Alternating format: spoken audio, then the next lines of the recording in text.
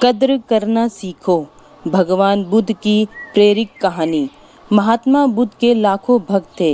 इन्हीं में से एक पिछले कई सालों से रोजाना उनके आश्रम में आया करता था, उनके प्रवचन सुना करता था, ध्यान लगाया करता और वापस चला जाता।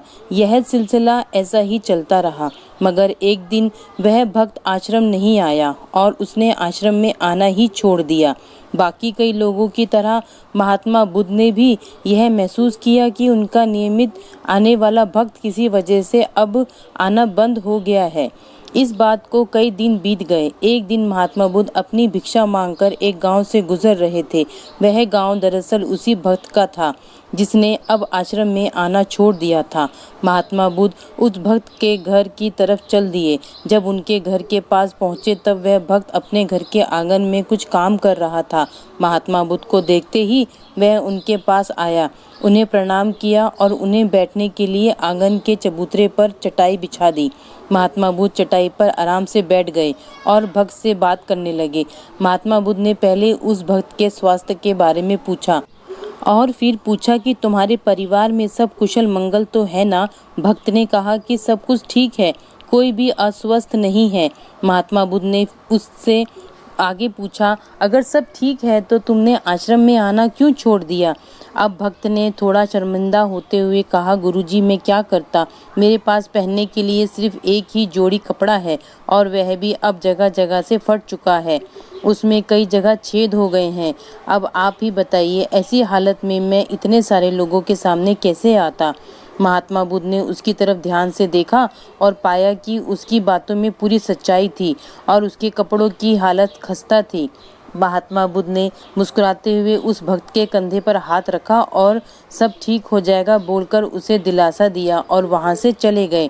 एक दिन महात्मा बुद्ध जब प्रवचन दे रहे थे तो प्रवचन खत्म होने के बाद महात्मा बुद्ध ने अपने एक धनवान भक्त को रुकने के लिए कहा। महात्मा बुद्ध ने उससे कहा कि वह उनके एक गरीब भक्त को 2 जोड़ी कपड़े भिजवा दे। श्रीमंत भक्त ने उनको वचन दिया कि जैसा उन्होंने कहा है वैसा ही करेंगे। अगले दिन अपने वचन के मुताबिक नौकर के हाथों न सिर्फ उस गरीब भक्त के लिए बल्कि उसके पूरे परिवार के लिए 2-2 जोड़ी कपड़े भिजवा दिए। नए कपड़े पाकर गरीब भक्त और उसका पूरा परिवार बहुत खुश हो गया। अगले दिन से महात्मा बुद्ध ने देखा कि वह गरीब भक्त फिर से आश्रम में आने लगा है।